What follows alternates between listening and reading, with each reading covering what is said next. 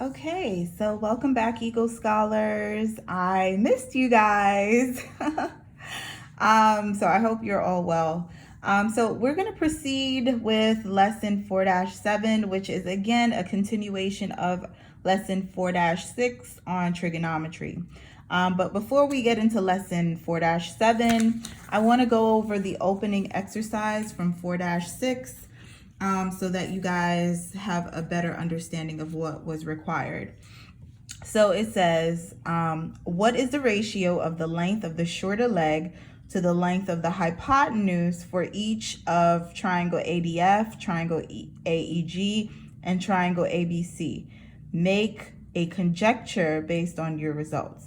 So just so you know, the word conjecture, it just means make like a hypothesis, like what do you think is going on? All right. So in order to figure out the length of which side is the shorter side, we know the hypotenuse will always be the longest side of the right triangle. But the shorter side, we do not know. So in order to find the shorter sides, you have to set up a proportion because we know all of these triangles are similar to each other. So in order to find DF, I set up my proportion by doing 2 over 8, which is 2 plus 6, which gives you 8. And then X, which is right here, DF was X over 4. Okay, and that was given. And I got DF is equal to 1, so I wrote that in here. And then we want to find this side here, BC. So again, you set up a proportion. So it will be 8, this side here, over 12, which is the length of this whole side here, and is equal to 4, this side here, over X. So when you cross multiply, you get X is equal to 6. So BC is equal to 6, and I wrote that in here. Okay, so now we can determine which sides are the longer side versus which sides are the shorter sides. And we determined that these sides here, which are vertical, right, are the shorter sides. So now in order to find the hypotenuse, you have to do the Pythagorean theorem for each triangle. So I did the smaller triangle, triangle ADF, and I found that the hypotenuse here was radical 5, okay?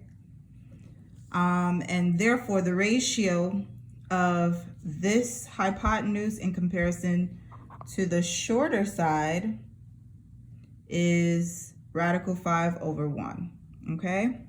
Which is just gonna give you radical 5. Now I did that same thing for triangle AEG, did the Pythagorean theorem, and I found that the ratio gives you 4 radical 5 over 4. The 4's are going to cancel, so you get radical 5 over 1, same thing, right? And then the last one, the bigger triangle ABC here, you get 6 radical 5, and of course 6 radical 5 divided by 6, which leaves you with radical 5. So therefore, all of the ratios is going to be radical 5 over 1. And the conjecture that I'm making is that even though these triangles are similar, right, the ratios did not change. The ratios of the length of the longer side in comparison to the shorter side did not change. They were all the same.